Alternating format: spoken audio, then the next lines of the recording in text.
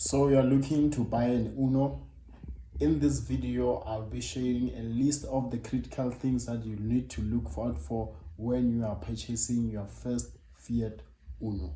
The first thing that you check, it is your wiring. The wiring on Unos from factory came very thin, so due to usage over the years, it can get so very brittle. So when you see any cut and joint on the Uno wiring, just know that the wiring has already started to give problems. Therefore, you should skip on it or use it as a bargaining point to tell the seller that you can see the wiring is already starting to give up, therefore I'll still have to spend some money. Therefore, you can use it to lower the price. The next critical thing, it is paperwork.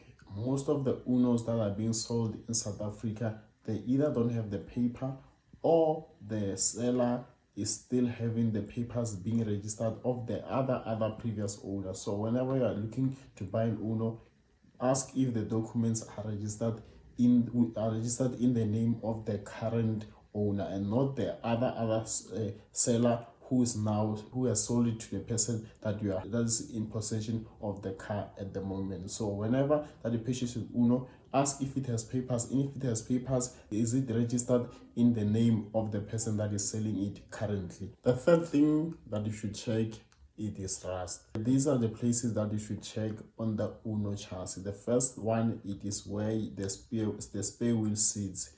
It has a small hole where it's supposed to drain water if water goes into the spare wheel well, but it can also be a negative force. When you're driving in weather conditions, the water can come into the car and then sits there. So if there's any crack on the paint, the moisture will build up over time and then start causing rust. So whenever you're viewing an Uno, open the back boot, take out the spare wheel and check if there's no rust on the spare wheel well. The second place that you should check, it is in the engine bay where the battery sits. If the paint there where the battery sits has a crack, that's where moisture will start building up. It's at the corner of the car, and normally when you wash the car, the water will flow from the wiper cowling down to the battery sitting position. You should also check for rust where there is a jacking seal. Some people, they like to jack in their cars improperly, so over time the jack stand seal will bend, and then that's where the paint will crack, and then over time it will build some rust. So whenever you're viewing Uno, check underneath all the seals on the seals where their jack points are placed, and check if there's no crack of paint or there's no rust that is beginning to build up. If you are purchasing a two-door Uno, do take account, open the door and test your seats. The seats on the two-door Uno, sometimes the cable inside can tear and you'll find that your seats are not inclining. So you have to open the door, test both seats. If they're inclining, they're moving as they're supposed to.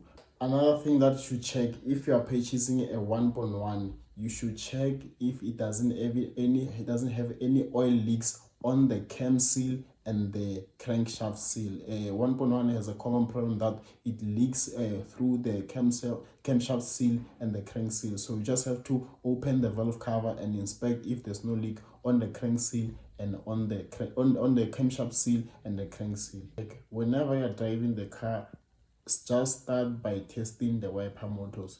The gear inside Uno's wiper motors can break so easily, so you don't want to buy a car and then when you get home you realize that the wiper motors is not working. So whenever you're testing driving the car, don't forget to switch on the wipers, the back and the front one, to see if the wiper motors are still in good condition. The last thing that you should check, it is your radiator fan. So whenever you're viewing the car, idle it until it goes into optimum temperature and let the fan kick in by itself. Because sometimes the fan might be working, but the switch that's supposed to activate the fan, it might be faulty, and you are finding out that you are driving the car home and all of a sudden the car's overheating because the switch has not activated the fan to kick in. So whenever you're viewing to purchase an Uno, let it idle, let it warm up, and then wait for the fan to kick in twice. It will kick in the first time and then it will switch off,